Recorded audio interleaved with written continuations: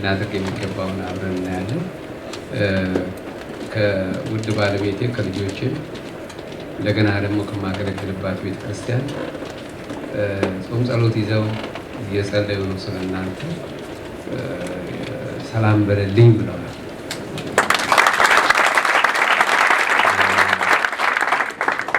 እና ሰላምታውን ከተቀበላችሁ እንግዲህ 3 ቀናቶች ውስጥ አምናለሁ እግዚአብሔር ልኮኝ እንደመጣው።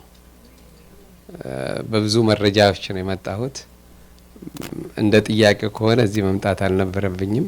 ወይ አሜሪካ ወይ ደቡብ አፍሪካ ነው። ግን እግዚአብሔር ወደዚህ እንድመጣ አንድ የጀመረው ነገር እስኪጨርስ የፈለገው ነገር እንዳለ ነውና እንግዲህ በዚህ ጊዜ ውስጥ እግዚአብሔር ሊያደርግ ያለውን ነገር ለመቀበል እግዚአብሔር እጁን ዘርግቷል ብዬ 100% አምናለሁ። ግን የእናንተ የመቀበል ብቃትና ፈቃደኝነት ወሳኝነት ነው።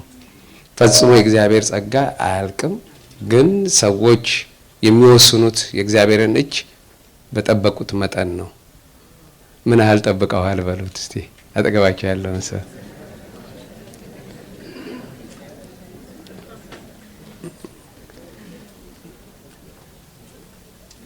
እንግዲህ የጠበቃችሁትን ያህል ጌታን ታገኙታላችሁ።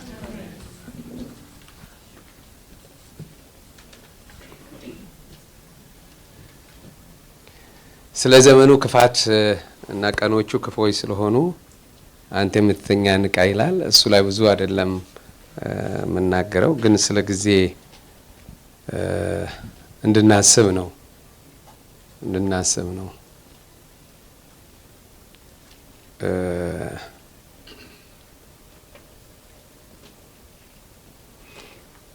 እቺ ቀን በአይነቷ የተለየች የምትሆነው በተለይ ለጌታ ለኢየሱስ ክርስቶስ ደቀ መዝሙር የጭንቅ፣ የስቃይ፣ የመታወክ፣ የግራ መጋባት ምሽት ተብላ ነው ዕለተ ሐሙስ ለአርብ አጥቢያ ማለት ነው። እና እዛን ጊዜ ውስጥ ጌታ ኢየሱስ ክርስቶስ መሰረታዊ የሆነ አስተምሮት አስተምሯቸዋል። ይሄኛው አስተምሮት በተለይ ቤተክርስቲያንን ስንመለከት በስደቱ ውስጥ ተወልዳ በተቃውሞ ውስጥ ያደገች፣ በተለይም በዚህ ምክንያት ኢየሱስ ፋሲካን ከደቀ መዛሙርቱ ጋር በግሉ በሚያከብርበት ጊዜ ተከታዮችን ለመጠበቅና ለመምራት እርሱ በአካል በማይገኝበት ወቅት ወደፊት የምትፈጠረዋን ቤተክርስቲያን መምራት የሚችሉትን መሪዎችን ያስታጠቀበት አስተምሮት ነው። ብሎክ ኮርስ ነው። የመጨረሻዋ ደቂቃ ላይ የህይወቱ ምድራዊ ህይወቱ ማብቂያ ቀን በደረሰበት ሰዓት ላይ የመጨረሻው የአባትነቱን ኑዛዜ የውስጡን ጩኸት የተናገረበት አስተምሮት ነው። ዛሬ አብሬያችሁ እንድካፈል የምፈልገው ምዕራፍ 13 ዮሐንስ ወንጌል 14 15 16 17 18 ላይ አብቅቼ እለቃችኋለሁ። እና እሱ ነው እንግዲህ አለቃችሁ ማለት ነው። ስለ ፋሲካ በዓል ስንናገር ፋሲካ በዓል ማክበር አለብን። ምክንያቱም መጽሐፍ ቅዱስም ጳውሎስ ይሄን በዓል እንድናከብረው ጠይቋል። በአንደኛ ቆሮንቶስ ምዕራፍ 5 ላይ ቁጥር 6 እንደዚህ ይላል፣ በመካከላችሁ መልካም አይደለም ጥቂት እርሾ ሊጡን ሁሉ እንዲያቦካ አታውቁምን? አዲሱን ሊጥ ትሆኑ ዘንድ አሮጌውን እርሾ አስወግዱ። ፋሲካችን ክርስቶስ ታርዷልና፣ ስለዚህ በቅንነት በእውነት ቂጣ በዓልን እናድርግ እንጂ በአሮጌ እርሻ በክፋትና በግፍ እርሾ አይደለም ይላል። በዓሉ ይከበር። ይሄ በዓል ግን አከባበሩ ራሱ ምን እንደሆነ ይናገራል። ያለ እርሾ ይሁን፣ አስወግዱት። እንግዲህ የኔ ምኞት በእነዚህ 3-4 ቀናት ላይ የቀረ እርሾዎች ሁሉ ተደፍተው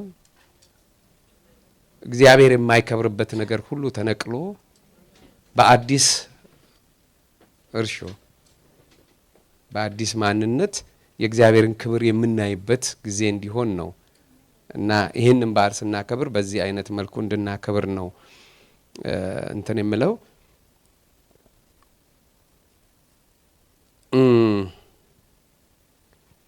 መስቀሉን የማይሸከም የኔ ሊሆን ምንን ተሸከሙ ነው የሚለው? እለት እለት ምኑን? መስቀላችንን ተሸክመን እንድንሄድ የተለያየ መስቀል ነው ያለን እና አንድ ታሪክ እሱን ነግሬ ገባ ጥሩ ነው ብዬ ነው ያሰብኩት። አንድ ቀን ትላልቅ መስቀሎች አሸከሙና ሰዎች በትዕዛዝ ሩቅ አገር ለመውሰድ ትዕዛዝ ወጣ። ሸክሙ ከባድ ነው እና ብዙዎች ይህንን ሸክም ተሸክመው እየሄዱ እያለ ጉዞው እጅግ አስቸጋሪ፣ ከባድ፣ ፈታኝ ስለነበረ አንደኛው ሰው ጠቢበኛ ነው፣ ብልጥ ነው። ቅርጹን ካለወጥኩት፣ ቅርጹን ካላሳጣሁት መስቀሉን ብቆርጠውና ሸክሙን ባቃለለው ብሎ የመስቀሉን ቅርጽ ሳያጠፋ መስቀሉን ቆራረጠው እና የሚሄደው ማዶ ሌላ ሀገር ነው። አሁን እንደገና ደገመና ቅርጹን የመስቀሉን ቅርጽ እንዳለ ሳይነካ መስቀሏን አጠበባትና የጌጥ ያህል አሳመራት። ሌሎች እየተጨነቁ ግራ እየተጋባቸው ሲታገሉ፣ እርሱ ግን በፍጥነት እንደ ጨዋታ እያንጠላጠላት ይዟት ሄደ። ግን አንድ ቦታ ሲደርስ መቆም ቆመ እና የሌሎች መጥተው ሲሻገሩ እሱ አልተሻገረም። በቃ ያ መስቀል ወንዝ የሚያሻግር እንደ ድልድይ ነበረ እና ያ ቦታ እሱ አልደረሰም። እነዚያ የተሸከሙት ግን ደረሱት። አታካብዱ የሚባል ነገር የለም። መስቀሉን ልታሳጥሩት ትችላላችሁ፣ ግን መሻገር አይቻልም። አንድ ልንሻግረው ያለ ወንዝ አለ። ስለዚህ መስቀል መቆራረጥ ትተን ሁላችንም መስቀላችንን ተሸክመን አጭር ጊዜ ናት፣ ወይ ጌታ ወይ እኛ እንሄዳለን። ሩቅ አይደለም፣ እርግጠኛ ሆኖ እና ስለዚህ ይህንን አስበን መጽሐፍ ቅዱስ የያዛችሁ እንሂድ። እንግዲህ 5 ነገሮች ትይዙልኛላችሁ። ተስፋችሁ 1፣ መንገዳችሁ 2፣ ጸሎታችሁ 3፣ ኃይላችሁ 4፣ ፍሬያችሁ። እነዚህን 5ቱን ቶሎ ብዬ ለመናገር ሞክራለሁ። አንደኛ ምናችሁን? ተስፋችሁ። 2ኛ መንገዳችሁ፣ 3ኛ ጸሎታችሁ፣ 4ኛ ኃይላችሁ፣ 5ኛ ፍሬያችሁ።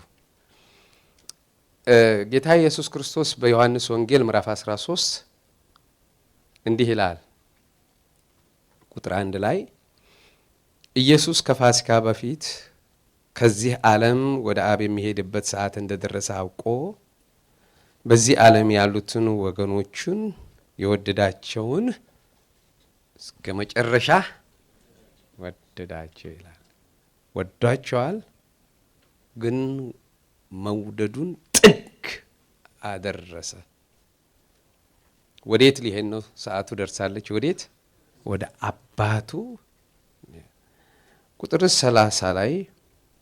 31 ላይ ከወጣ በኋላ ኢየሱስ እንዲህ አለ፣ አሁን የሰው ልጅ ይከብራል፣ እግዚአብሔር ስለ እርሱ ከበረ። እግዚአብሔር ስለ እርሱ ከከበረ ከሆነ እግዚአብሔር ደግሞ እርሱን ያከብረዋል፣ ወዲያውም ያከብረዋል። ልጆች ሆይ ገና ጥቂት ጊዜ ከእናንተ ጋር ነኝ፣ ትፈልጉኛላችሁ። አይሁድንም እኔ ወደምትሄድበት እናንተ ልትመጡ አትችሉም እንዳልኳቸው አሁን ለእናንተም ደግሞ እላችኋለሁ፣ እርስ በርሳችሁ ትዋደዱ ዘንድ እንደወደድኳችሁ እናንተ ደግሞ እርስ በርሳችሁ ትዋደዱ ዘንድ አዲስ ትእዛዝ ሰጣችኋለሁ። እርስ በርሳችሁ ፍቅር ቢኖራችሁ ደቀ መዛሙርቴ እንደሆናችሁ ሰዎች ሁሉ በዚህ ያውቃሉ። ቅዱስና ጻድቅ የሆንክ የዘላለም አምላክ ናፈቅን። እባክህ የራሳችንን ድራማ ትተን ያንተን ሀሳብ ዛሬ ማስተናገድ እንድንችል በክብር በመካከላችን ተመላለስ። አስተምረን፣ ምከረን። በኢየሱስ ክርስቶስ ስም አሜን። እቺ ሌሊት ሐሙስ ዕለት ናት። ይህን ሰዓት ይመስለኛል የጭንቅ ጊዜ ናት። ኢየሱስ ወደ አባቱ የሚሄድበት ሰዓት ደርሷል። የወደዳቸውን ደግሞ እስከ መጨረሻ ምን አደረገ? ወደዳቸው። እነዚያ የወደዳቸውን የነገራቸው ልብ የሚሰብር የሚያውቅ የሚያስጨንቅ ነው። ከነርሱ ተለይቶ እንደሚሄድ በጥቂት ጊዜ ፈልገውት እንደማያገኙት ነገራቸው። በቃ የመጣሁበትን ዓላማ ፈጽሜው ወደ አባቴ ሊሄድ ነው አለ ጌታ ኢየሱስ። በዚህ ጊዜ ውስጥ የትኩረት አቅጣጫቸው የመጨረሻውን ቅድም እንዳልኳችሁ ኑዛዜ ብለው ይሻላል ወይም የሕይወቱ ጭማቂ የሆነውን ለሌሎች ያላስተማረውን ምስጢር ለነዚህ ሰዎች ገለጠ። እንደዚህ አይነት አባቶች በመጨረሻ በሞታቸው ጊዜ የሚመክሩት ምክር አለ። ለምሳሌ ያዕቆብ ልጆቹን ሰብስቦ እስራኤል ሆይ ስማ፣ የሚገጥምህን እነግርሃለሁ ብሎ የልቡን ሐሳብ ከእግዚአብሔር መንፈስ የተቀበለውን ተናገረው። እንዲህም አለው፣ ከሮቤል ጀመረ። ሮቤል ትልቁ ልጅ ስለሆነ የኃይሌ መጀመሪያ ጉልበቴ መነሻ ነህ። አንተ የኃይል አለቃ፣ የስልጣን የክብር አለቃ ነህ አለው። አለቅነትህ ከውልደትህ በኩርነት የተነሳ ያንተ ነው፣ ግን እንደ ውሃ ስለምትዋልል አለቅነት ላንተ አይገባህም፣ ክብርም አለቅነትም አይገባህም አለው። እሱ ብቻ አይደለም፣ አልጋዬን አርክሰሃልና መዋለልህ ብቻ አይደለም፣ አርክሰሃልና አለቅነትን የማስጠብቅ የማቆም ብቃት የለህም ነው አለው። ሁለተኛ ቀጠለና ሳኦልና ሰምዖንና ሌዊን ያገኛቸውና እንዲህ አላቸው፣ ከነሱ ኩርፊያ ጋር ከነሱ አመጽ ጋር ነፍሴ አትተባበር። ደም በሰይፋቸው እጅ አለች። ምክንያት ቅዱስ ሥርዓቱን የበቀል መፈጸሚያ አድርገዋልና። ምክንያቱም ሴኬም ላይ እህታቸው በረከሰች ጊዜ ንጉሡ ከብታ ወስዶ ልጃችሁ ልጄ ዳሩልኝ ብሎ ሽምግልና ሲለምን በገንዘብ አንደራደርም፣ እኛ ሃይማኖት አለን፣ የተለየንን። ይሄን የሚያስችለው እናንተ እንደኛ መሆን ከቻላችሁ ብቻ፣ ሃይማኖታችን ከተቀበላችሁ። ታዲያ ምን እናድርግ? ተገረዙ። እያንዳንዱ ወንድ ሲገረዝ እነዛ ንጹሐን ሰው ምን አድርገዋል? ጭፍጭፈው ገለዋል። አባትየው ተጸየፋቸው። ምክንያቱም መሪነት በቂም በቀል አይሆንም። ከዛ በኋላ ወደ ይሁዳ ስልጣንን ሰጠው። እሱ ጋር ላቁምላችሁ። እንደዛው እያለ እያንዳንዱ የሚደርሰውን የመጨረሻ ሕይወት ልክ እንዲሁ ጌታ ኢየሱስ ለደቀ መዛሙርቶቹ ይሄንን ነበረ የተናገራቸው። የመጀመሪያው ትምህርታቸው የመጀመሪያው የመጨረሻና ትልቁ ነጥብ ላይ ትኩረታችሁ፣ ተስፋችሁ ሰማያዊ ይሁን፣ ሰማይ ይሁን። ምክንያቱም በዮሐንስ ወንጌል 14 ላይ ልባችሁ አይታወክ፣ ወደ እግዚአብሔር እመኑ፣ በእኔም ደግሞ እመኑ፣ በአባቴ ቤት ብዙ መኖሪያ አለ፣ እንዲህስ ባላልኳችሁ ነበረ። ስለዚህ ስፍራ አዘጋጅላችሁ ዘንድ እሄዳለሁ። ስፍራ ባዘጋጀሁለት እኔ ባለሁበት እናንተ ደግሞ እንድትሆኑ ሁለተኛ እመጣለሁ። የትኩረት አቅጣጫችሁ ምድራዊ አይሁን፣ ሰማያዊ ዜጎች ናችሁ። ምድር ተስፋችሁ አይደለችም፣ ጊዜያዊ መኖሪያ ለጥቂት ጊዜ የምትኖሩባት ነው። ስለዚህ ትኩረት የምትመስጠት የሚገባችሁ ለምን አይደለም? ምድራዊ መሆን የለበትም። ዜግነታችን የት ነው? ንገሩኛ። ሰማያዊ ነው። እወቁ። አገር የለንም። በዚህ ምንም በሉ ምንም አገር የለንም። እውነተኛ ደህንነት ካገኛችሁ ማለት ነው። ደህንነትን ባታገኙ ምድር አገራችን አይደለችም። ሁለት እድል ነው ያለው። ስለዚህ በዕብራውያን ጸሐፊ ሲናገር እንዲህ ይላል ምዕራፍ 11 ላይ ዕብራውያን ምዕራፍ 11 ላይ ስለ አብርሃም እንደዚህ ይላል ቁጥር 8 ላይ አብርሃም የተባለው ርስት አድርጎ ሊቀበል ባለው ስፍራ ለመውጣት በእምነት ታዘዘ። ወዴት እንደሚሄድ ሳያውቅ ወጣ። ለእንግዶች እንደሚሆን በተስፋ በተሰጠው አገር በድንኳን ኖረ። ያንን የተስፋ ቃል አብረው ከሚወርሱት ከይስሐቅና ከያዕቆብ ጋር እንደ ምጽአተኛ በእምነት ተቀመጠ ይላል። እግዚአብሔር ተስፋ ሰጥቶታል። ምንን ሊያወርሰው? ከነዓንን። በከነዓን ገባ። ከነዓን ላይ ሲኖር ግን የኖረው በድንኳን ውስጥ ነው። ምጽአተኛና እንግዳ ሆኖ ነው የኖረባት። ለምን ብላችሁ ብትጠይቁት እንደዚህ ይላችኋል። ምጽአተኛ በእምነት ተቀመጠ፣ መሰረት ያላትን እግዚአብሔር የሰራትን የፈጠራትን ከተማ ይጠብቅ ነበር ይላል። ተስፋችሁ ምንድን ነው? ልባችሁን የያዘ ነገር ምንድን ነው? እንግዳ ነኝ እኔ በዚህች ዓለም። ስትሞቱ ሰባኪዎች ቆመው ከሚዘምሩላችሁ ራሳችሁ ብትዘምሩ ይሻላል። አለው ስትሞቱ የት እንደሄዳችሁም ላይታወቅ ይችላል። ለቀብር አይደለም። ይህ ዕለት ዕለት ልንዘምረው የሚገባ ነው። እየሰማችሁኝ ነው? እስቲ አንድ እንግዲህ በአውቶቡስ እኛ ሀገር ያለው አንበሳ አውቶቡስ ላይ ተቀምጦ ቀለሙ እንደዚህ ሆኗል፣ ወንበሩ አልተመቸኝም ብሎ የሚጣላ ሰው ሆፈፌ እንጂ ጤነኛ ሰው ነው? ይወርዳል አይወርድም? ይወርዳል። ከዚች ዓለም ተራሽን እየጠበቅሽ ሁላችንም እንወርዳለን። እንዲህ ሆነ እንዲህ አልሆነም ብለን ስንጨቃጨቅ ዜግነታችን ካናዳ አይደለም፣ ኢትዮጵያ አይደለንም፣ ጊዜያዊ ነው፣ ሰማያዊ ነን። ስለዚህ ሁል ጊዜ ልታስቡ የሚገባችሁ ሟቾች ነን። ገና ሀገር አለን፣ በሰው ያልተሰራ ህመም በሌለበት ስቃይ የሌለበት በጎ ብርሃን የሆነባት ያቺን ሀገር ናፍቋት ፈልጓት። እሱ ይሁን ጥማታችሁ። እዚህ አሁን እርስ በርሳችሁ የምትነጋገሩት አይደለም። አንተ ምን ዜጋ ነህ? ሰማዩ እነሆ የላይኛውን ፈልጉ፣ ሰማዩን ፈልጉ። ተስፋችን ይሄ አይደለም። የሰበሰባችሁት ገንዘብ ቢሆን ሁሉን ነገር ጥለህ ትሄዳለህ። ኃላፊ ነው። ዘምሩልኝ እስቲ። ስኖር በዚች ዓለም ሀብቴም በሰማይ ነው፣ በዚህ ምንም የለም።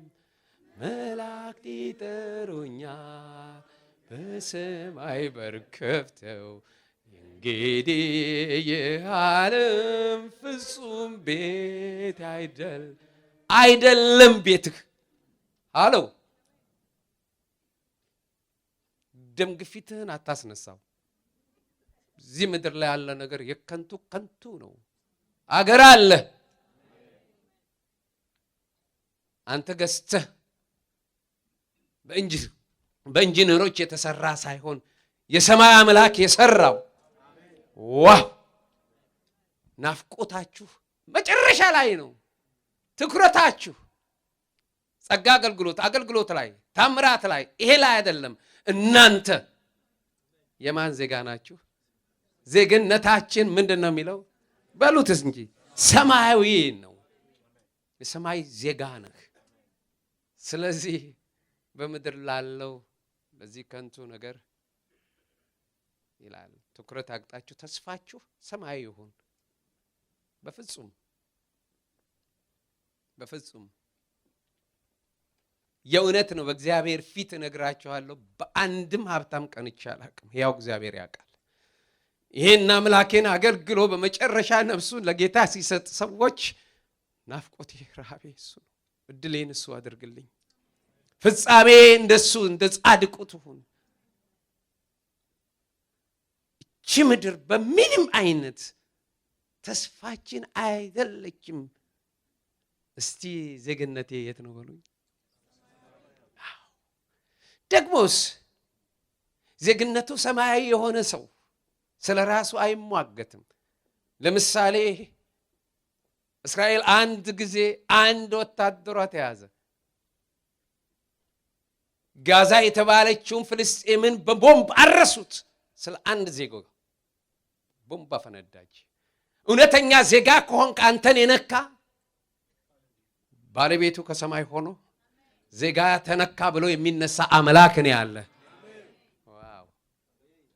ኧረ በደንብ የፈለገ ጠላት አንተ ዙሪያ ቢከብህ ተደፈረ ማ ዜጋዬ። ስለዚህ እና እልፍ አላፍ አጋንንቶችን ስለዚህ ነው በቀኝ በፊት ሺህ በቀኝ 10,000 11,000 ላይ ትረግጣለህ ያልከው ልዩ ሰው ስለሆንክ ሳይሆን ዜጋ በደም የተዋጀ ቢዛ ስላለህ ነው። ስለዚህ አይኖቻችሁን አንሱ።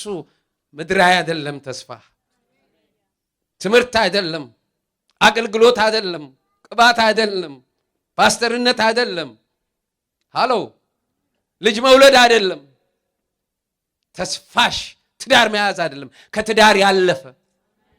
ዋው!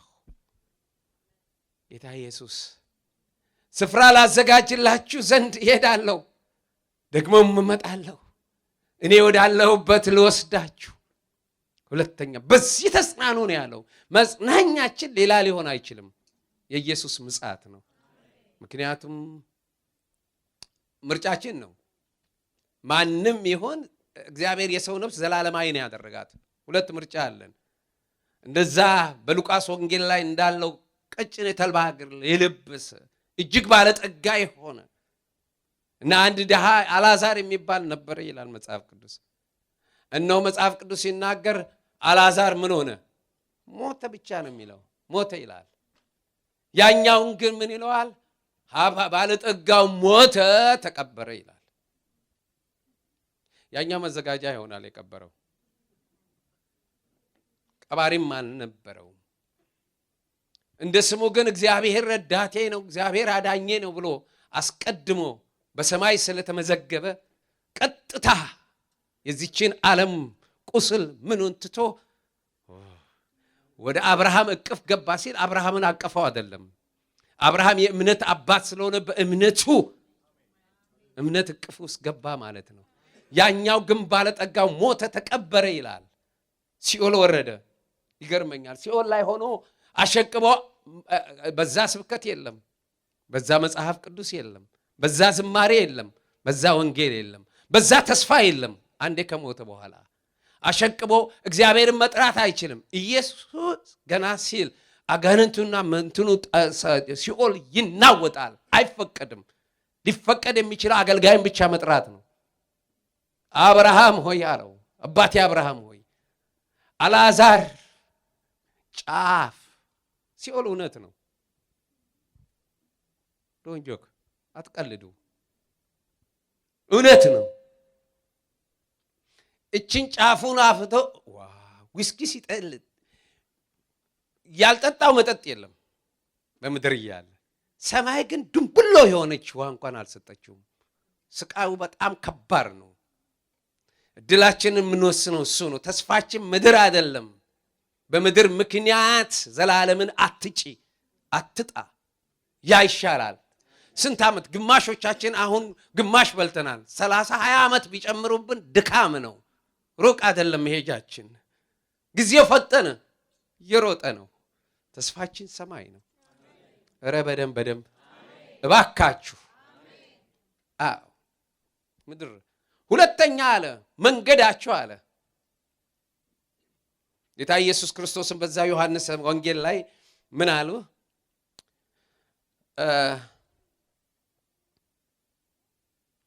ሁለቱም ምን ይላል? ወደምትሄድበት ታውቃለህ፣ መንገዱን ታውቃላችሁ አሉ። ቶማስም ጌታ ሆይ ወደምትሄድበት አናውቅም፣ እንዴት መንገዱን እናውቃለን አለ። መንገዱማ እኔ ነኝ አለ። ሌላ አቋራጭ ሌላ አማራጭ የለም። አንድ መንገድ ናት ያለችው አለው። ስንት መንገድ? አንድ መንገድ። ያ መንገድ በመስቀል ላይ ስለኛ የተሰቀለው ኢየሱስ ብቻ መንገድም እውነትም ሕይወትም እኔ ነኝ አለ። ሌላ መንገድ የለውም፣ ሌላ አቋራጭ የለም እንድንበት ዘንድ የተሰጠን። በነገራችን ላይ ኢየሱስ መንገድ ብቻ ሳይሆን አድራሽ ብቻ ሳይሆን መዳረሻም ነው። እዛ ቤት ሰራችሁ ዘንድ ሄጃለሁ አለ። ቤቱ ጋር ለመድረስ መንገድ ያስፈልገዋል። ያ መንገድ አንድ መንገድ ነው። ያ መንገድ ያዙት። መንገዳችሁ እኔ ልሁን፣ ሕይወታችሁ እኔ ልሁን፣ እውነት እኔ ነኝ። የትኛውም በዓለም ላይ ያሉ ሃይማኖት አስተማሪዎች ስለ መንገድ ተናግረዋል፣ ስለ እውነት አስተምረዋል፣ ስለ ሕይወት ተናግረዋል። ኢየሱስ ክርስቶስ መንገድ ሊያሳየን አልመጣም። ኢየሱስ ሕይወትን ሊነግረን አልመጣም፣ ሊያስተምረን። ኢየሱስ እውነት ሊያሳየን አልመጣም። እሱ ራሱ እውነት፣ ራሱ መንገድ፣ ራሱ ሕይወት ነው። ስለዚህ ጉዟችን መሆን ያለበት በዚህ ጌታ አይተን ነው። የእምነታችሁ ጀማሪና ፈጻሚ ማንን ተመልከቱት ፕሊዝ። ብዙ ሰዎች የሚከተሉ አሉ። ሰውን እንድንከተል አይደለም የተጠራ ነው። የሞተልን ሞትን ያሸነፈ አንድ በመስቀል ላይ የተንጠለጠለ እሱ መንገዳችሁ ነው። እሱን እዩት። ኧረ በደንብ ምን አለ? እውነትም መንገድም እኔ ነኝ አለ። ሃሌሉያ። ተስፋችሁ ሰማይ፣ መንገዳችሁ ንገሩኛ ኢየሱስ። እስቲ ዘዳግም ላይ ሄደን እንይ እና ኢሳይያስ ስለ መንገዱ ሲናገር ዘዳግም 5:32 ላይ እንደዚህ ይላል፣ እግዚአብሔር አምላካችሁ እንዳዘዛችሁ ታደርጉ ዘንድ ጠብቁ፣ ከእርሷም ወደ ቀኝም ወደ ግራም አትበሉ፣ በሕይወት እንድትኖር መልካም እንዲሆንልህ በምትወርስበት ምድር እድሜ እንዲረዝም እግዚአብሔር አምላካችሁ ባዘዛችሁ መንገድ ሁሉ ሂዱ። ማን ባዘዛችሁ? እድሜያችሁ እንዲረዝም መልካም እንዲሆንላችሁ አንድ እሱ ያዘዛችሁን ሂዱ ይላል። ኢሳይያስ ምዕራፍ 30 ላይ ደግሞ ሂዱ እንይ።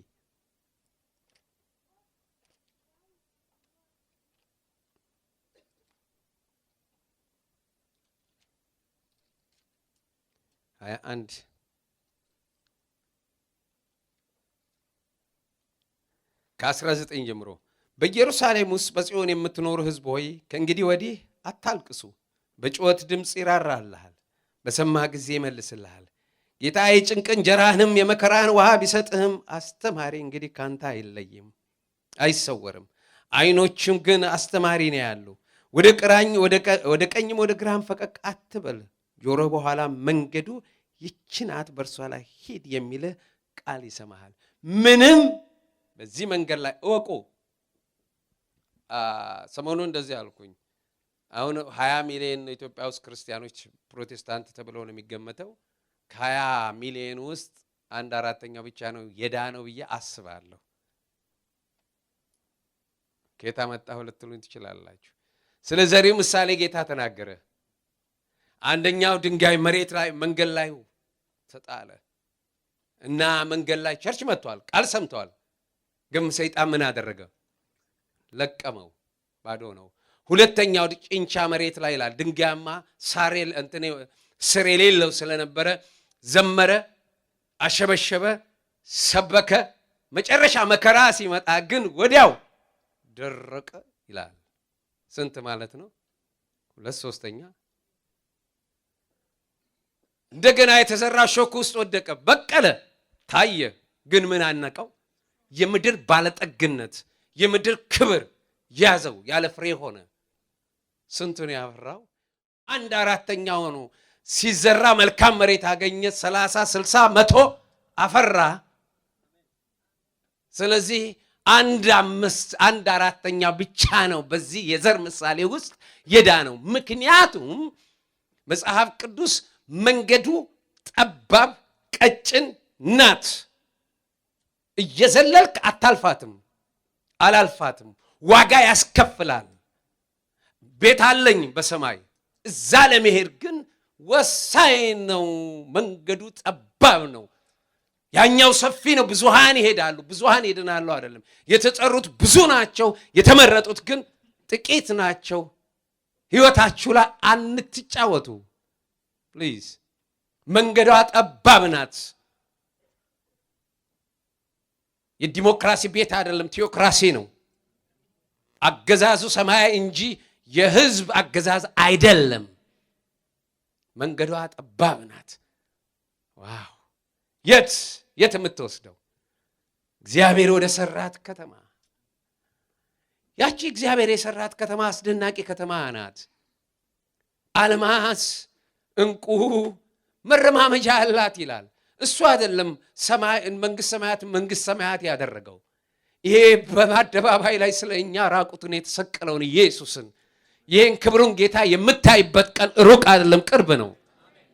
ዋው! እሱን ነው ናፍቆት።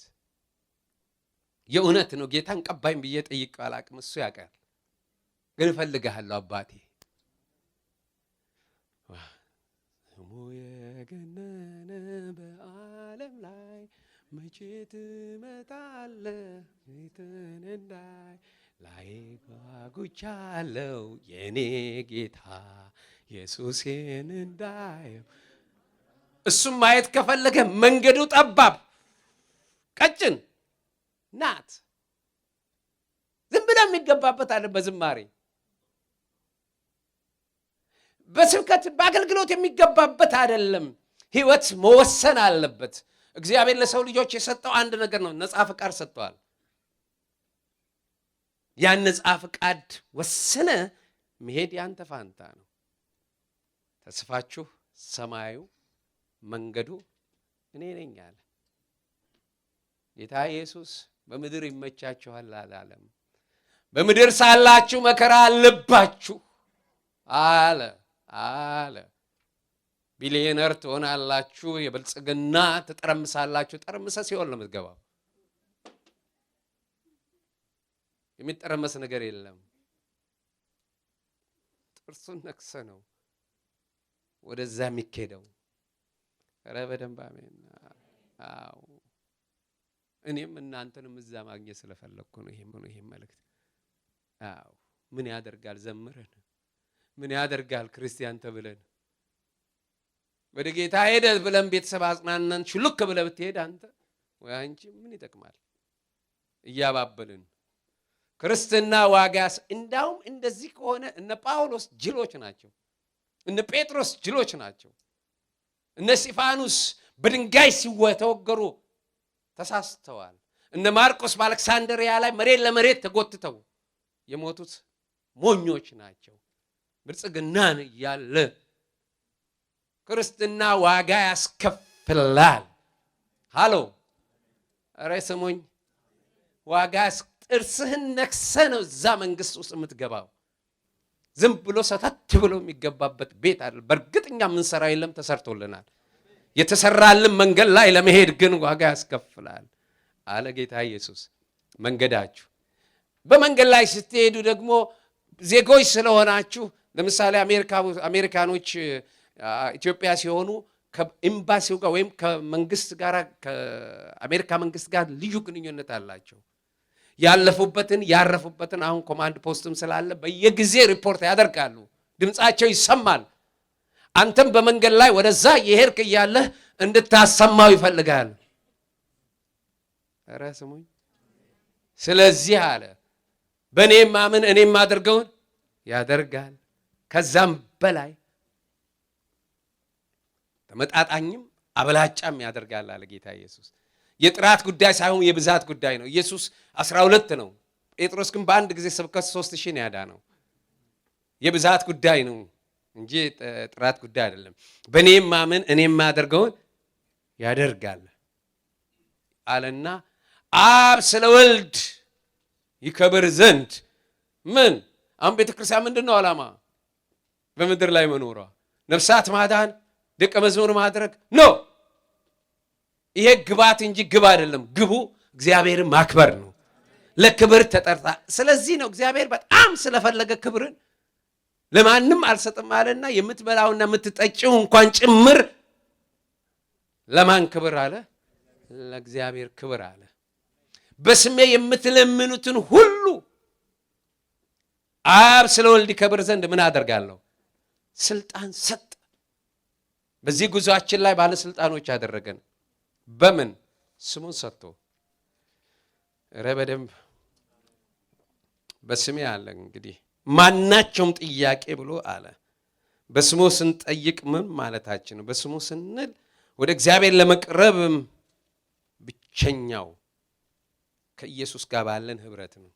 የእግዚአብሔር ስም የጸና ግንብ ነው። ምን ማለት ነው? በስም ሰይጣን ኢየሱስ የሚለውን ድምፅ አይፈራም። ኢየሱስን ራሱን ነው የሚፈራው አለው። በኢየሱስም እንዳለን አጋንንቶች ተሰብስበው ጠፍተው ነበር። እሱ አይሰራም። በኢየሱስም ሰይጣንም ይላል። እሱ አይደለም። የውክልና ጥያቄ ነው። ለምሳሌ እዚህ ሀገር ይደረግ እንደሆነ አላውቅም። አገራችን ውክልና ይሰጣል። አሁን ለጋሽ አለማየሁ እኔ ፓስተር ውክልና ብሰጥ የማንን ጥቅም ነው የሚያስከብረው? አረ ንገሩኝ። የማንን ፍላጎት ነው? ዞር ብሎ የራሱን ጥቅም ከጀመረ ምን እንደሚያደርግ ታውቃላችሁ? እኔ ሄጄ እሱን ሳልፈልግ ውልና ማስረጃ ሄጄ አውርጃለሁ ላለው ወረቀቱን ሰጥቼ፣ እሱ ግን ወረቀት ይዘዋል። ወረቀት ወኪል ነኝ እያለ እየሮጠ ነው ያለው። ግን ምን ሆኗል? ተሽሯል። ስለዚህ በኢየሱስ ስም ስትል የራስን ጥቅምና ክብር ለማስጠበቅ ሳይሆን የኢየሱስን ጥቅምና ክብር ብቻ ለማስጠበቅ ነው። ብዙ አገልጋዮች በዚህ ዘመን ውስጥ ውክልናቸው ተወስዶ ወረቀት ይዘው ብቻ ነው የሚሮጡት። ምክንያቱም ክብሩም ጥቅሙም የኢየሱስን ሳይሆን የራስ ጥቅምና ክብር ዝና ስናደርግ እናንተ ሳይጠይቅ እኔ ማንንም ሳልጠይቅ በቃ ፓስተርን ሳልጠይቅ እጄ ምን አለው ወረቀት ይዤ እጄ ሰርጃል አንስቻለሁ። ምኑን? ውክልናውን። ወዲያው ካንስል ያደርጉታል። እሱ ደግሞ ምን ይዟል? ወረቀት ይዞ ወኪል ነኝ ይላል። ከዛ በኋላ አንድ ነገር ለመሸጥ ሲመጣ ተነስቷል ይለዋል። አሎ ወኪል እንጂ ባለቤት አይደለህም፣ አይደለሽም። የማንንም ጥቅም ልንጠብቅ አይደለም። የኢየሱስ ስም የምንጠቀመው ለእርሱ ክብርና ለእርሱ ብቻ ዝና ነው። ሃሎ ንገሩኝ። በኢየሱስ ስም ውክልና ነው። የማንን ክብር፣ የማን ጥቅም፣ የማን ዝና? ኧረ ንገሩኝ እንጂ የኢየሱስ ዝና ተወካይ ነኝ። ተወካይ ነኝ ስል ምን ማለት ነው? በሌላ አባባል ለምሳሌ ጴጥሮስና ዮሐንስ መልካም በ9 ሰዓት ወደ ጸሎት ካፌ ቤት አይደለም ወደ ጸሎት ነው የሄዱት አለው እና ወደ ጸሎት እየሄዱ እያለ መልካም በምትባል ቦታ ላይ ለማኝ አገኛቸው። ሽባ ነው። ለ40 ዓመት ሽባ የነበረ ሰው ነው። በልመና ደግሞ የሰለጠነ ነው። ከርባት ያየ ሰው ጋሼ ይላል። ጸጉሩን ያንጨባረረ ጀለስ እስቲ የሚበላ ይላል እያለ ህይወቱን የሚገፋ ሰው ነው። አንድ ቀን ግን ዮሐንስና ጴጥሮስ አብረው መጡና ስለ እግዚአብሔር ጋሼ ሳይላቸው አይቀርም። ዞር አሉና ብርና ወርቅ የለንም። ዛሬ ቤተ ክርስቲያን ብርና ወርቅ ነው ምኞቷ። አገልጋይም ብርና ወርቅ ነው። ጋርቤጅ ምንም ጥቅም የለውም።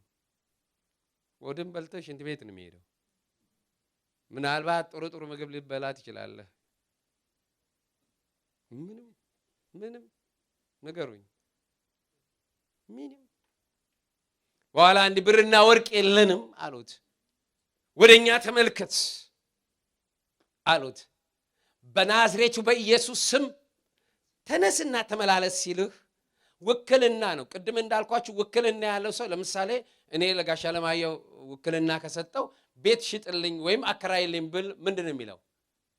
ፓስተር መስፍን ቤቱን ለመሸጥ ይፈልጋልና የምትገዙ ነው እንጂ እኔ ልሽጥ አይልም። ማን ነው ያለው? ንገሩኛ። አዎ ላከራይ ይፈልጋለሁ ብሏልና መከራየት የምትፈልጉ እንጂ እኔ ላከራይ ነው አይልም። ምን ማለቱ ነው? ብርና ወርቅ የለም በናዝሬቱ በኢየሱስ ስም ተነስና ተመላለሰ ይልሃል። በእኛ ውስጥ ሆኖ አልገባችሁ? አሁን እርግጠኛ ሆኑ ስለእናንተ ስጸልይ በኢየሱስ ስም ሲል የሚገባኝ ነገር አለ። እኔ አይደለም ምለው በእኔ ውስጥ ያለው ጌታ የካቫ ሳራ ለበሻ የትኛውም ጥያቄ ይሁን የትኛውም ተወክዬ ነው የመጣሁት። ሌላ ምንም የለም። በራሴ ምንም ስለ ጾምኩ ስለ ጸለይኩ የሚሆን ነገር የለም። ግን ተወካይ ነኝ። ብርና ወርቅ የለንም ተነስና ተመላለስ ይልሃል። ማ? ኢየሱስ።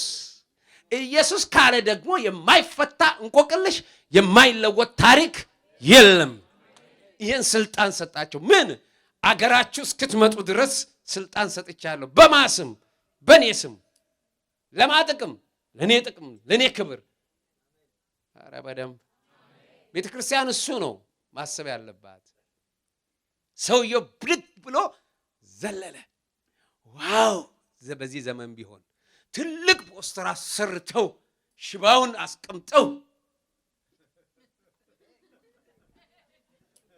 ይሉ ነበረ እና ትኩር ብለው ሲመጡ ከቤተ መቅደስ ውስጥ አንዴ እናንተ ሰዎች ሆይ ስለምን ትኩር ብላችሁ ታዩናላችሁ? እግዚአብሔርን በመፍራታችሁ ወይም በእኛ ኃይል አይደለም፣ እናንተ በሰቀላችሁት የህይወት ራስ በሆነው እግዚአብሔር ባስነሳው የእግዚአብሔር ልጅ ሆነ እንጂ የኔ ማንነት አይደለም አሉ። ዛሬም አሜን በሉ እስቲ።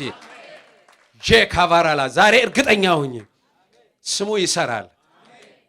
እኛ አፍ ላይ ልክ እንደ ድግምት ኢየሱስ ኢየሱስ ብትል የሚሆን ነገር የለም። ውክልና ነው። ህይወቱን ኖረ ነው። ቅድስና ኖረ ነው። ሃሎ በኢየሱስም ብትል አንድ ጊዜ ጾም ጸሎት ያዝንና አጋንንት ስንጸልይ በጣም የጸለይን እያለ ደከመንና ቁጭ አለን። እኛ አንድ ወንድም መጣና እጁን ኪሱ ከቶ በኢየሱስ ስም ስንት ናቸው አለ። አንተ ደግሞ የት እንደነበርክ ከማን ጋር እንደነበርክ ገሊት ጋር አልነበርክም? በጌታ በኢየሱስ ስም ብሎ ሮጠ። ያውቃል። ሃሎ ያሾፍብሃል። ህይወት ኢየሱስን መሽተት ነው። ምን አላችሁ? በምድር ላይ ሳላችሁ ተስፋችሁ እኔ። ኧረ በደንብ መንገዳችሁ እኔ። ወደዛ ስትሄዱ ጸልዩ። በማስም በእኔ ስም በኢየሱስ ስም ስትሉ ምን ማለት ነው? በኢየሱስ ስም ስል እርግጠኛ ሁን ኢየሱስ ይልሃል። ምን? ተነስና ተመላለስ። በኋላ ከሰሷቸውና በምን ስምና በምን ኃይል አደረጋችሁ ሲል እነሆ እንድንበት ዘንድ የተሰጠን አንድ መተት አይደለም። ኢየሱስ ስላልክ አይደለም። አንድ ስም በሰማይም በምድርም ሞቱም በሞቱ የገደለ እሱ ነው። ኧረ በደንብ እስቲ ካጨበጨባችሁ አጨብጭቡ። ዛሬም ንገሪው ስሙ ኃይል አለው በይው እስቲ። ዛሬ ስሙ ጥያቄህን ይፈታል በሉት እስቲ። ይህን ስልጣን ለሰጣቸው ለሐዋርያቶች ተስፋችሁ ሰማይ፣ ዜግነትህ ሰማያዊ። ኧረ በደንብ መንገድህ ኢየሱስ፣ የእምነታችሁን ጀማሪና ፈጻሚ ኢየሱስን ተመልክታችሁ ይላል። እንድንመለከት የተሰጠን ሰዎች አይደሉም። የተቀባ ሰው አይደለም። አንድ እንከን ያልተገኘበት ሲጠሉት የሚወድ ሲርቁት የሚቀርብ ሲንቁት የሚያከብር ሲያቆስሉት የሚፈውስ ሲገሉት የሚያድን እሱን ተመልከተ በኢየሱስ ስም። ደግሞ ጌታ ይመስገን በእኔ የሚያምን አለ እንጂ ፓስተር ወይም ነብይ አላለም። እኔ መጽሐፍ ቅዱስ በጣም ከምወደው አንዱ በሁሉ የሚሰራ ስንት አባት አንድ አባት። ይሄ ማለት ግን የአገልግሎት ልዩነት የለም እኩል ብለህ እንዳትረብሽ። ረጋ አሎ፣ መረጋጋት ጥሩ ነው አላቸው። ኃይላችሁስ ምንድን ነው ብለው ሲል እንዲህ አለ። እዛው ላይ ዮሐንስ ወንጌል ምዕራፍ እንዲህ አለ፣ እውነት እውነት እላችኋለሁ በእኔ የሚያምን እኔ የማደርገውን ያደርጋል፣ እርሱም ደግሞ ያደርጋል፣ ከዛም የሚበልጥ ያደርጋል። እኔ ወደ አብ እሄዳለሁ፣ አብ ስለ ወልድ እንዲከብር በስሜ የምትለምኑትን ሁሉ አደርጋል። ማናቸውንም በስሜ ብትለምኑ እኔ አደርጋለሁ ይላል። በማን ስም? ምንድን ነው ነገሩ? ውክልና ነው በሉኛ። ውክልና ከሆነ የማን ፈቃድ ይዘህ ነው የምትጸልየው? ንገሩኛ። ስለ ጸለይክ አይደለም መልስ የሚመጣው። በውክልና ስሙን ይዘህ ስትጸልይ የማንን ሐሳብ ይዘህ? ኧረ ንገሩኝ። የኢየሱስ ክርስቶስን ፈቃድ ስትናገር በዚች ምድር ላይ የማይፈታ ቋጥሮ የለም። ምክንያቱም ፈቃዱ የማን ነው? ኢየሱስ። እንደ ፈቃዱ በጸልዩ ይሆናል አለ። ኧረ በደንብ አሜን። ስሙ ለዘላለም ይባረክ። ከዛ በኋላ አራተኛው ነገር ምን አላቸው? ብትወዱኝስ ትእዛዜን ጠብቁ። እኔ አብን እለምናለሁ ለዘላለም ከእናንተ ጋር እንዲኖር አጽናኙን ሰጣችኋለሁ። እርሱ ዓለም የማያውቀው ስለሆነ ሊቀበለው የማይችል የእውነት መንፈስ ነው። ነገር ግን ከእናንተ ዘንድ ስለሚኖር በውስጣችሁ ስለሚሆን ታውቃላችሁ ይላል። የሚገርም ነገር ነው። ጌታ ኢየሱስ እኔ ብሄድ ይሻላችኋል፣ እኔ ካልሄድኩ ማን አይመጣም? አጽናኙ አይመጣም። እኔ ስራዬን ጨርሻለሁ።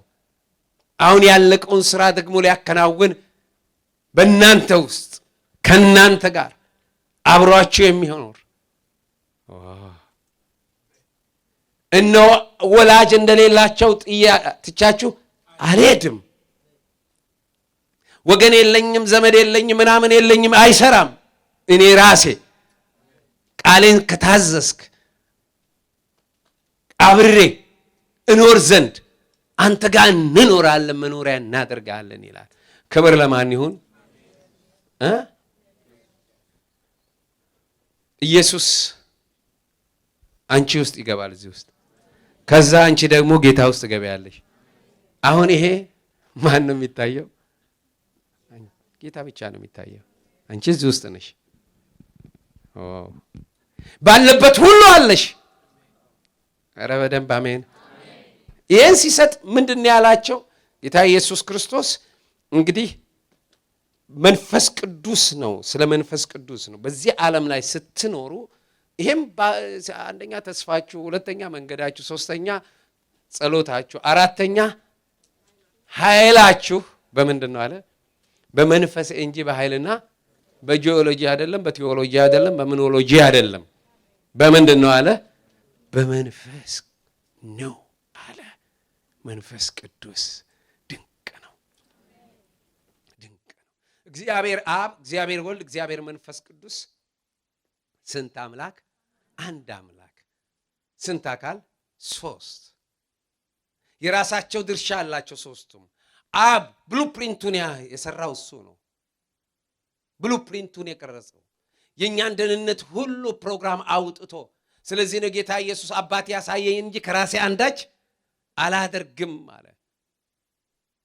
እግዚአብሔር አብ ብሉፕሪንቱን ከሰጠ በኋላ ኢየሱስ ከሆነው ሁሉ አንዳች እንኳን ያለ ማን አልሆነም? ያለ ኢየሱስ አልሆነም ይላል። ሁሉን የሰራ ማን ነው? ኢየሱስ። ኢየሱስ ስራውን ጨርሶ ወደ ገሃዱ ዓለም ወደኛ ያመጣው ደግሞ እነሆ የእግዚአብሔርን ጥልቅ ነገር እንኳን የሚገልጠው ማን ነው አለ? መንፈስ ቅዱስ ነው አለ። መንፈስ ቅዱስ ከሥላሴው አካል አንዱ የሆነው መንፈስ ቅዱስ ባንቺ ውስጥ ከዚህ በላይ ምን የሚያስደስት ነገር አለ? ንገሩኝ እንጂ። ይሄን ጨጓራ ተላልጦ ኩላሊት እንትን ብሎ ሸቶ ይሄን አልፈ ነበረ ባያገኝ ኖሮ እዛ ጠጅ መጠጥ ቤት ስትሄድ አገባና እሱ ምን መንፈስ ቅዱስን ክብር ለእግዚአብሔር ይሁን። በዚህ ኃይል መንፈስ ቅዱስ በእናንተ ላይ በወረደ ጊዜ ኃይልን ትቀበላላችሁ አለ። የኛ እምነት ኃይላችን የራሳችን አይደለም። ማን ነው? መንፈስ ቅዱስ ነው። እስቲ ጮክ ብላችሁ አሜን በሉ። ዛሬ ይሄ መንፈስ ይንካችሁ። ከዚህ በፊትም እንደነገርኳችሁ በጣም የሚገርመኝ ነገር ነው። ስለ እዩ ሳስብ ሁሌም ይገርመኛል። እዩ መኮንን ነው፣ ኮማንደር ኦር ጀነራል ነው።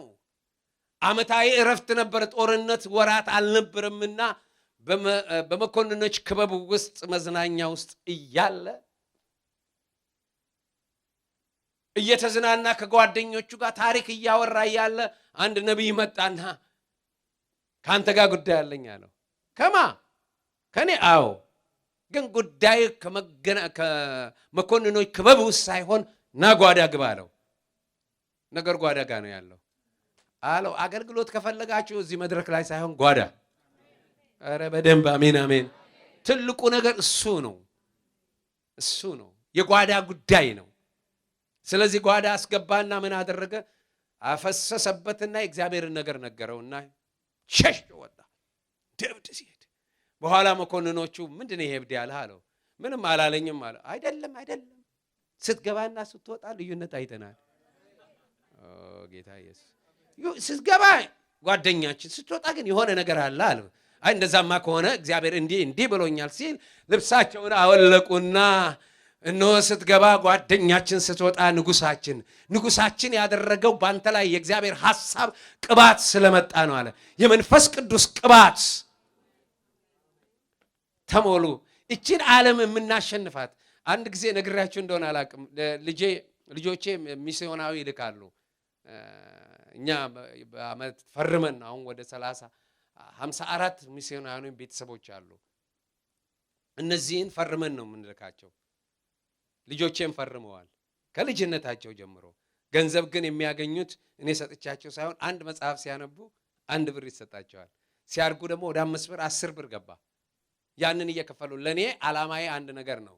ከልጅነታቸው እግዚአብሔርን አገልግሎት መስጠት እንዲማሩ፣ ሁለተኛ ገንዘብ ያለ ስራ እንደማይገኝ እንዲያውቁ፣ ሶስተኛ አይምሯቸው እንዲሰፋ እና አንድ ቀን እየጸለኩ እያለ አንዷ መጣችና ልጄ አንድ ወረቀት ሰጠች፣ አንድ መጽሐፍ ሰጠች። አንብበው ብላ ሸረሪቷ እንዴት ዳነች ይላል መጽሐፉ። ሸረሪቷ ምንድን ነው? እኔ ስጸልይ ልጅቷ ምን ነካት ሳወጣ ሸረሪቷ እንዴት ዳነች ይላል። ሸረሪት አይታችሁ እንደ ትልልቅ ምን አለው ገመድ አለ፣ ክሮች አሉት። ዝንቦች ሁሉና ትንኞች ሄደው እዛ ሲጣበቁ መርዝ አለው፣ ይገላሉ። እሷ ግን ለምንድን ነው ያልሞተችው ሲል በዛ ክሮች ላይ ቅባት አለ። አልገባሽም? በዚህ ዓለም እንዳትሞት የሚከለክለ ቅባቱ ብቻ ነው። ዋው! ስለዚህ በዛ ቅባት ላይ ሌሎችን ስትመገብ እሷ ያልሞተችው ከምን የተነሳ ነው? ጮክ በሉና ከቅባቱ ከመንፈስ ቅዱስ። አንቺም አንተም በዚህ ዓለም ላይ በደልን ላራምድ የሚችለው የትኛውም ቴክኒክና ታክቲክ ሳይሆን የመንፈስ ቅዱስ ኃይል ነው። ዛሬ በዚህ የፋሲካ በዓል ጊዜ እግዚአብሔር በመንፈሱ እሳት ያቃጥላችሁ። በልባችሁ በመንፈስ ተቃጠሉ ነው እንጂ በወሬ በጥላቻ ተቃጠሉ አይደለም። ይሄ እርሾ ዛሬ እግዚአብሔር ይድፋው። በመንፈስ ቅዱስ ምን ሆኑ? ተቃጠሉ። እኔ በነገራችን ላይ መንፈስ ቅዱስ የተሞላሁት ጅቡቲ ነው።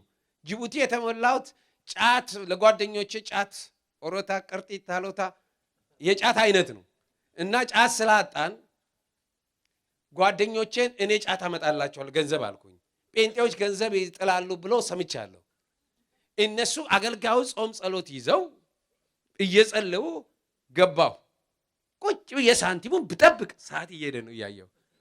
የእውነት ነው የምላችሁ፣ ስጠብቅ አይጥሉም።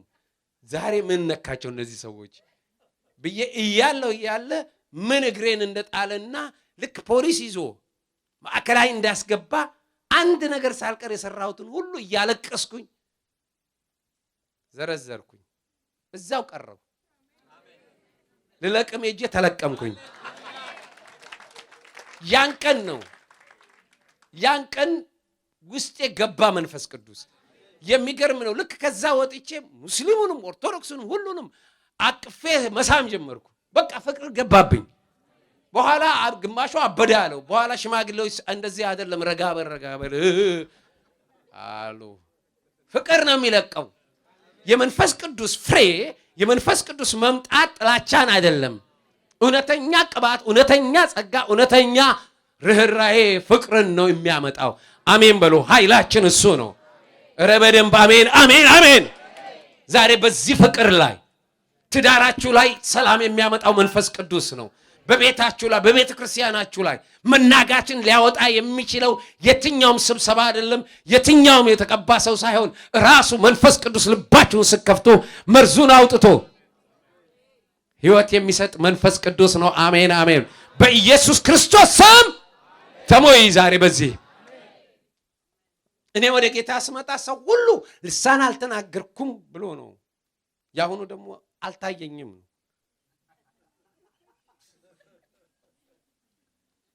ይታየኛል ስለሚያበላ። ሃሎ ጌታ ኢየሱስ ክርስቶስ ከሰይጣን ፈተና ወደ መላእክት አገልግሎት የገባ እንደወረደ አይደለም፣ ተጽፏል ብሎ ነው። እንደወረደ አለ፣ ግድ የለም አትፍሩ አለው። እንደወረደ ግን መስከን አለበት። ያልሰከነ ቡና አተላለሁ።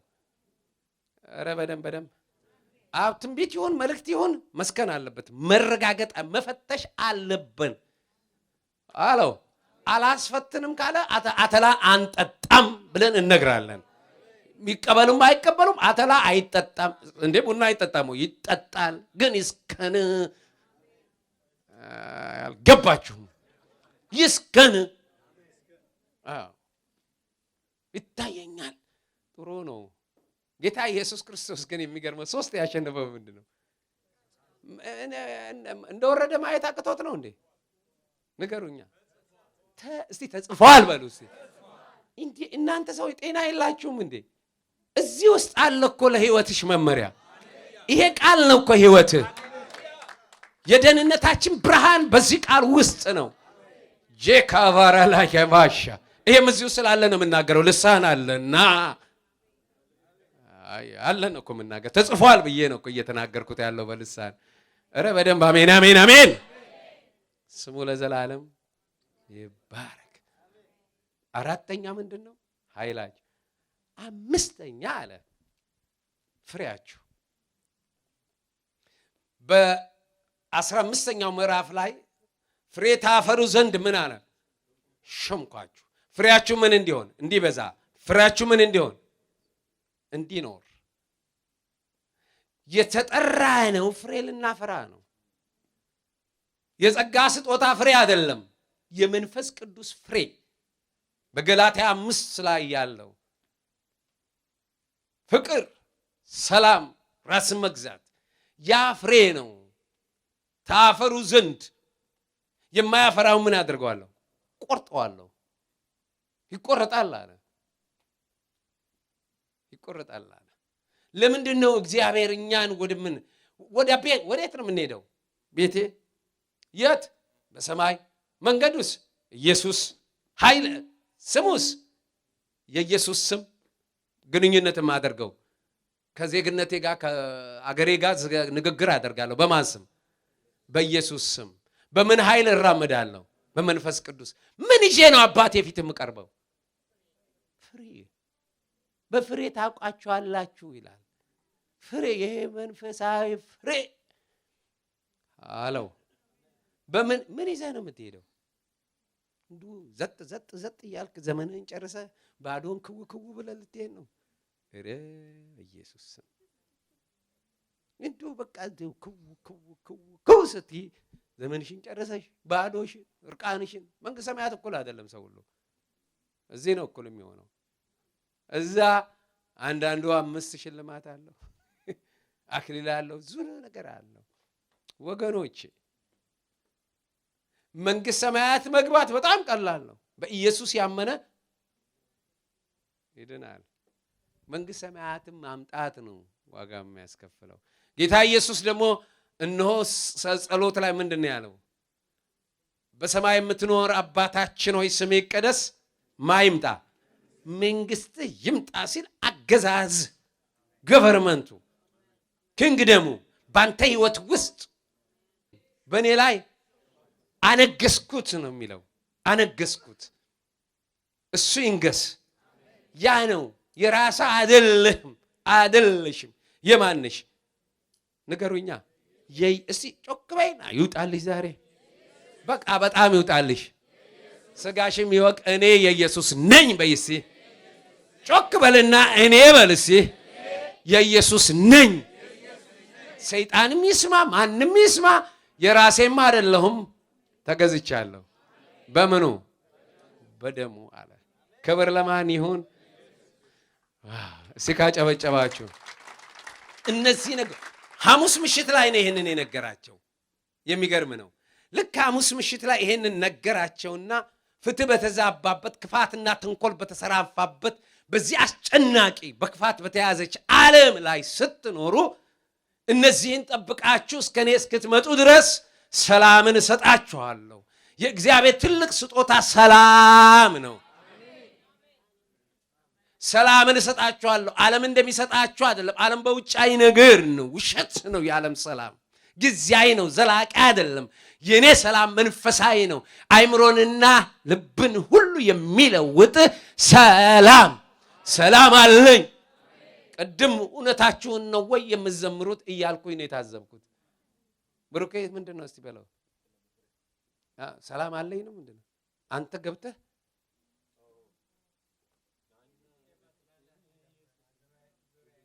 እውነት ነው ወይ እሱ ነገር ንገረኝ። እሱ እውን ይሁን ዛሬ። አንዳንዱ መዝሙራችን ውሸት ነው። ሰላም አለኝ እያልክ ትውጫለህ። ሰላም አለኝ እያልክ ከልጆች ጋር ግጭት፣ ከሚስት ጋር ግጭት። ምን እሰጣቸዋለሁ ነው ያለው። ይሄን ንገራቸው አለኝ። ሰላም እሱ የእግዚአብሔር ስጦታ ሰላም ነው። ምን አይነት ሰላም? ዓለም የማይሰጠው ሰላም። ምንም ሳይኖራችሁ ብዙ ነገር ጎሎ ግን ሰላማችሁ የማይናጋ የሚሆነው። ኧረ በደንብ አሜን እስቲ። አንድ ጊዜ ነግራችሁ እንደሆነ አላውቅም። መርካቶ የደርግ ጊዜ ነው። መርካቶ ቃል ገዛ ሄጄ ልክ መርካቶ ስገባ አልወደውም መርካቶን እኔ እና ከህዝቡ ቁጥር ይልቅ ያጋንንት ቁጥር በዝቶ አይኔን ከፈተና አሳየኝ። ቀትር ላይ ጨለመብኝ። በጣም ደነገጥኩ። ጌታዊ ዛሬ ብቻ ይቅር በለኝ አልኩኝ። ሁለተኛ እዚህ ቦታ አልመጣም። ልመለስ ስል የጌታ መንፈስ ቁም አለኝ። ቆምኩኝ። በዛ ዘመን መንግስቱ ኃይለማርያም ነበሩና እንደው አለኝ የሳቸው መኪና ከምን እንዳገናኘ የሳቸው መኪና ትታጀባለች ወይ አለኝ። እንዴ ያው ማንም በዛ ጋር ሳያልፍ እሺ አለኝ። ቮልስ ብትሆንስ ንገሩኛ። የተሰበረ ቮልስ ብትሆንስ? ኧረ ንገሩኝ። አትታጀብም? ፕሬዝዳንቱ እስካለ ድረስ ትታጀባለች። አንተ ምንም ሆኑ ምንም እኔ ባንተ ውስጥ ስላለው እልፍ አላፍ መላእክቶች አጅበዋል አለኝ። ክብር ለእግዚአብሔር። አንቺ ምንም እውነተኛ ዳግም የተወለድክ ከሆነ ዜጋ ሰማያዊ ውስጥ ኢየሱስ ካለ ዋው ያን ቀን ነው መርካቶን የገዛሁት። ልክ የእግዚአብሔር መላእክቶች የእውነት ነው አልዋሻችሁም። በዚህ ቦታ ቆሜ አሁን ሲያሳየኝ አጋንንት እየለቀቀ ሲሄድ መገዛውን ትቼ ከተማ ውስጥ በቃ ወደዛና ወደዚህ እያባረረ ምክንያቱም ከኔ ያጀበኝ ለካ እኔ ምንም ልሆናንም ከኔ የተነሳ ሳይሆን ከራሱ የተነሳ ያጅብሻል እኮ። ሃሌሉያ ክብር ለማን ይሁን። ሰላምን በውስጥሽ እሰጣለሁ ይላል። ይሄን ሰላም ተለማመዱት። ምንም ነገር ብትተውት ምን ይሆናል ንገረኝ እስቲ። ምን ይሆናል? ምንም እኮ አይሆንም። እንዲሁ ይብቀኝ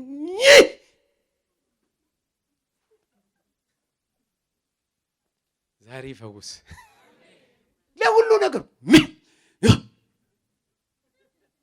ተቆጥቶ ሁሉን ነገር ተበሳይቶ ሁሉ ተቆጥቶ እስከ መቼ ይቻላል?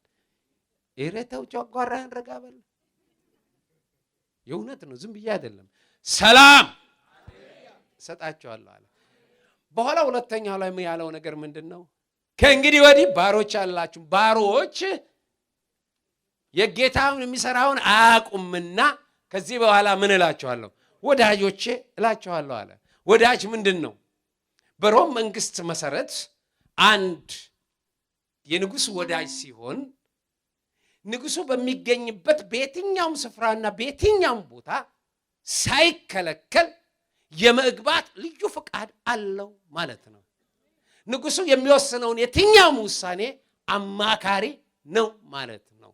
ኢየሱስ እያላቸው ያለው ይሄ አንደ ወደ አገሬ እስክትመጡ ድረስ ወደ አገራችሁ እኔ ወደ አዘጋጀሁለት እስክመጣና እስክወስዳችሁ ድረስ እናንተን ሰላም በምድር ላይ ሰላም የለም በዓለም ላይ ሊኖርም አይችልም። ግን እኔ ምን እሰጣችኋለሁ? ሰላም። እስቲ ሰላም በሉ። ድገሙት እስቲ በኃይል እየገባብሽ ነው የሆነ ነገር። እስቲ ያኛው ምሬት እየወጣ ነው። 1 2 3 ዋው! የሆነ ነገር እየወጣ ያየሁት ነው። ይውጣ እንጂ ምን ያደርጋል? እንደ ፍቅር ምን አሸናፊ አለ? የእውነት ነው። ፍቅር ሁሌም አሸናፊ ነው አይደለም?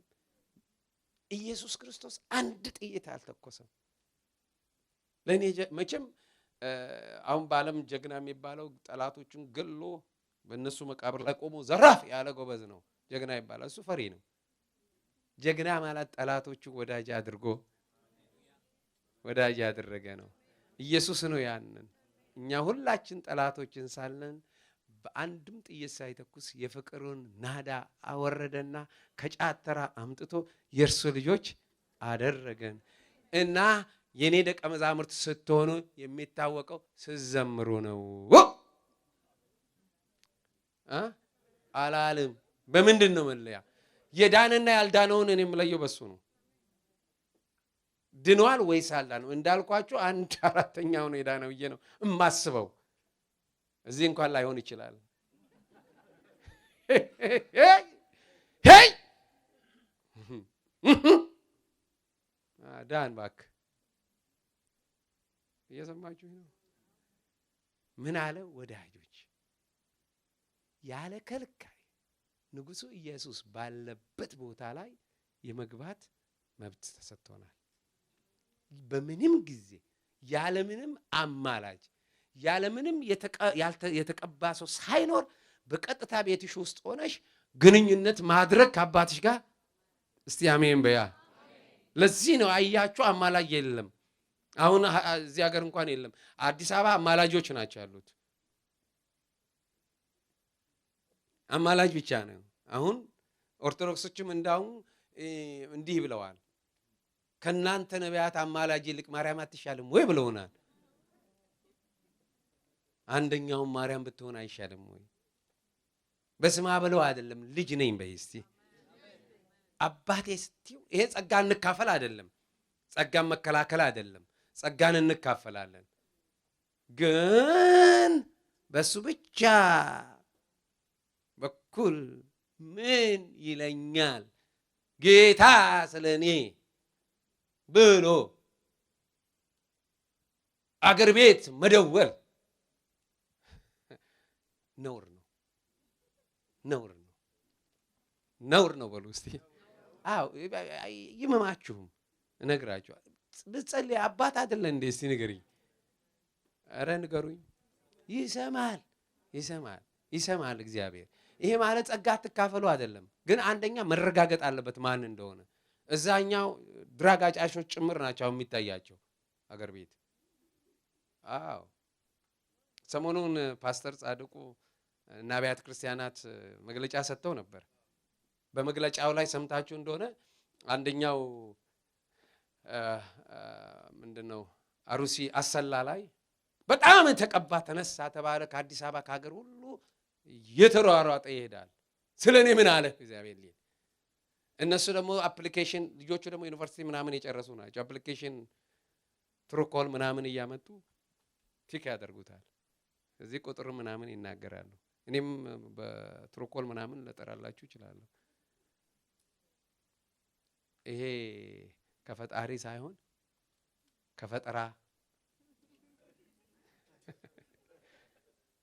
ፈጣሪ አይደለም ከፈጠራ እና በኋላ ሰው ሁሉ ሲሄድ ነብዩ በጣም ይሄው እውነተኛ ነው። በቴሌቪዥን ነው ፓስተር ጻድቁ የተናገሩት።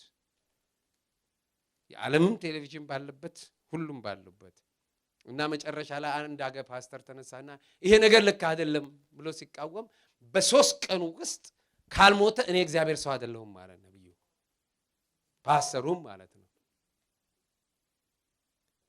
በሁለተኛ ቀን ደራርቱ ሆቴል የምታውቁ ካላችሁ በሱ ጀርባ ላይ ቸርች መሄጃ አለ።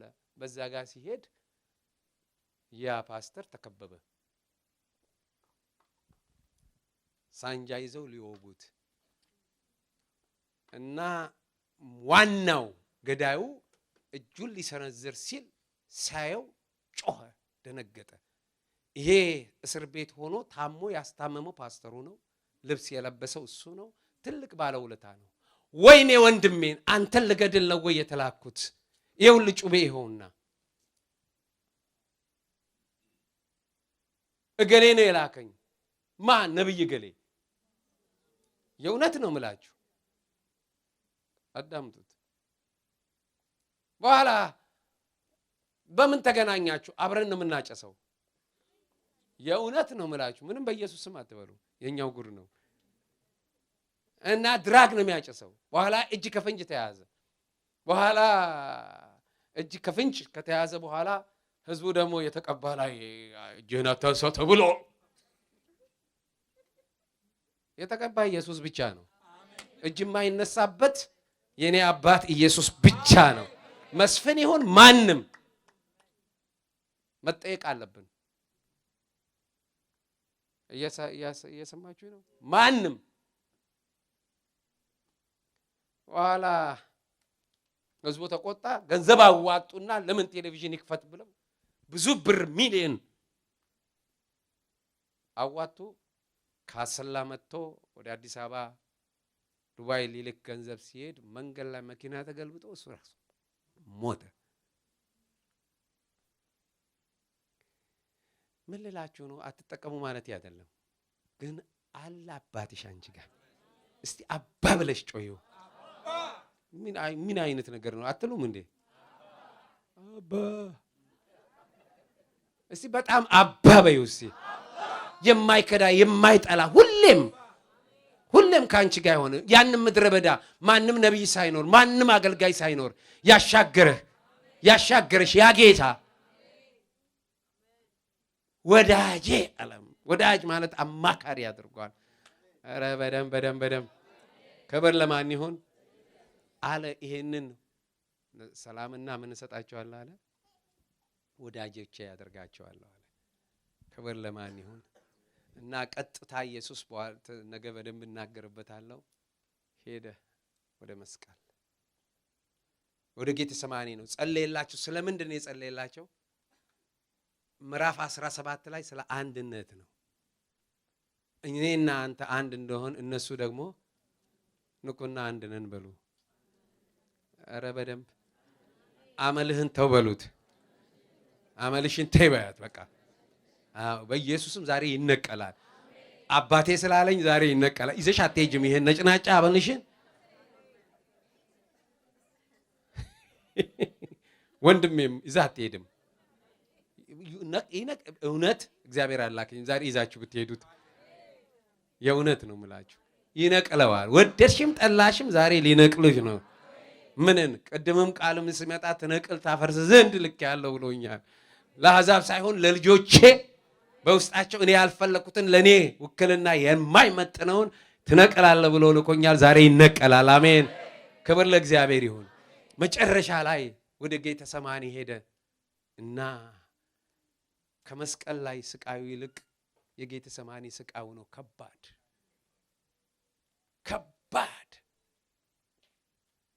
ጌታ ኢየሱስ ጸልዮ አባት ሆይ ይህች ጽዋ ከኔ ትለፍ አለ። ግርፋትም ፈርቶ አይደለም፣ መስቀልን ፈርቶ አልነበረም። ያ ንጹህ የሆነ አምላክ የኔና የናንተ ቆሻሻ እሱ ለኃጢአት ሲከመርበት አባቱ ከፊቱ ዞር ሲል አየና ይሄ ጽዋ አለ።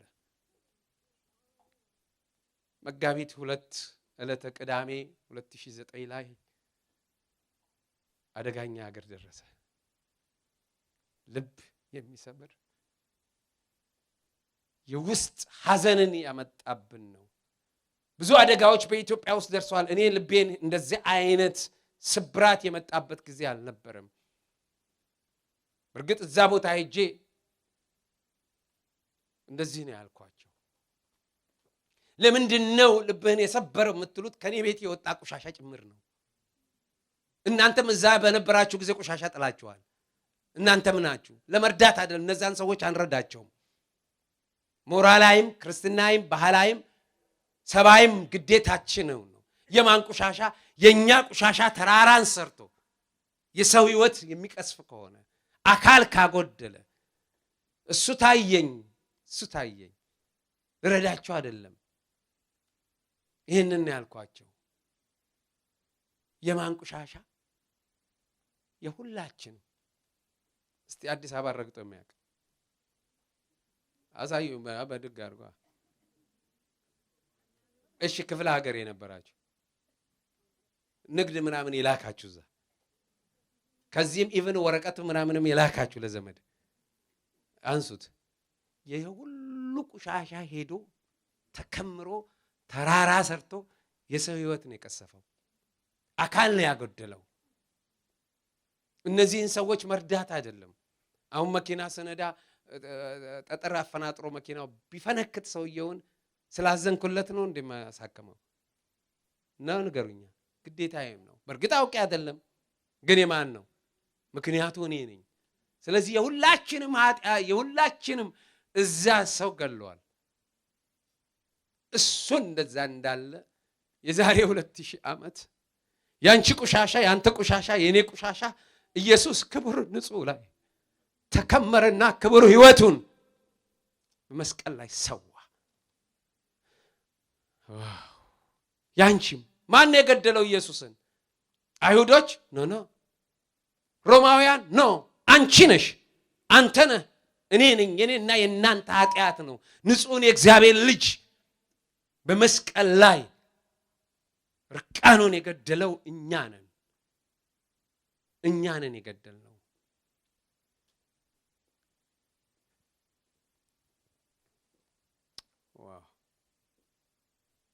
የመስቀል ልውውጥ ተካሂዷል።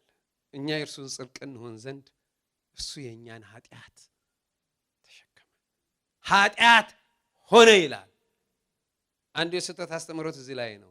ኃጢአት ሆነ ማለት እኛ ማን ነው ጻድቅ? እዚህ ቤት ጻድቅ የሆነ አንዳችንም ጻድቅ አይደለንም። ግን ምን ሆነልን? ተቆጠረልን። የተቆጠረለት አንሱት እንጂ የተቆጠረልን። እኛ ላይ ጽድቅ ሲቆጠርልን ኢየሱስ ላይ ምን ተቆጠረበት? ኃጢአት ተቆጠረበት። ምን ሆነ ታዲያ? ኃጢአት ሆነ። እኛ ምን ሆንን? ጻድቅ ሆነን። ልውጦሽ ነው ያደረገው። ክብር ለሱ ይሁን። ስለዚህ አሁን በማን ጸድቀናል ማለት ነው? በኢየሱስ ክርስቶስ ጸድቀናል። የኛ ስራ አይደለም፣ የኛ በጎ ነገር አይደለም፣ እንዲሁ በምህረቱ። አንድ ጊዜ አንድ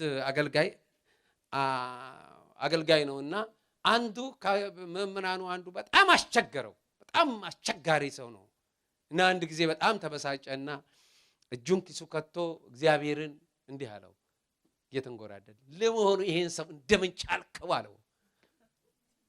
ጌታ እንዲህ አለው፣ አንተም በቻልኩበት።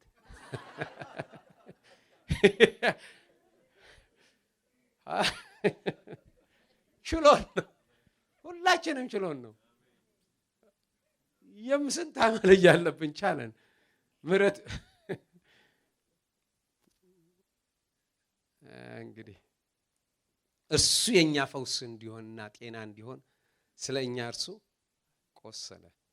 እርሱ የሱን ማዕረግና ክብር እንኖር ዘንድ እርሱ የኛን እፍረት ወሰደ።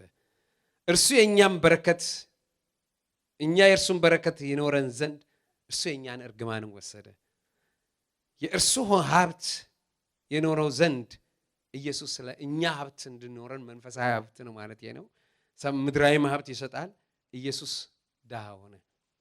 እኛ በእግዚአብሔር ዘንድ ተቀባይ እንሆን ዘንድ ኢየሱስ በአባቱ ተተወ። የኢየሱስ ሕይወት ይኖረን ዘንድ ኢየሱስ ምትካችን ሆነ። በአጠቃላይ እንዲህ ብለን መደምደም እንችላለን። የእርሱን አይነት ከነሙሉ ጥቅሙ ከነልዩ መብቱ ይኖረን ዘንድ የእኛን ህይወት ከነጉዳቱ ከነውስንነቱ እሱ ተቀበለ፣ አዳነን። ቤታችን ሰማይ ነው። ይሄን ልላችሁ ነው የመጣሁት። ስለዚህ የምድር ነገር ተው። ባትበላም ባትጠጣም ምንም አትሆንም። ብትሞት ቶሎ ወደ ጌታ ትሄዳለህ። እሱ ነው። ምን ይሆናል? አይ አኮረፉ አንዳንዱ ምንም አይሆንም። ዛሬም ቢሆን ግን በስሙ ታምራትን ያደርጋል። ስለዚህ ይሄኛው ፋሲካ እርሾ ድፉ፣ ጥላቻ ይቅር። እንደው ስንት ዓመት ለመሪዎችን አይቼ ነበር። ወጣቶች ነበራቸው። አሁን ግን የሄዱ ነው። ቀን ደርሰዋል። መቼ እንደምንሄድ አናቅም።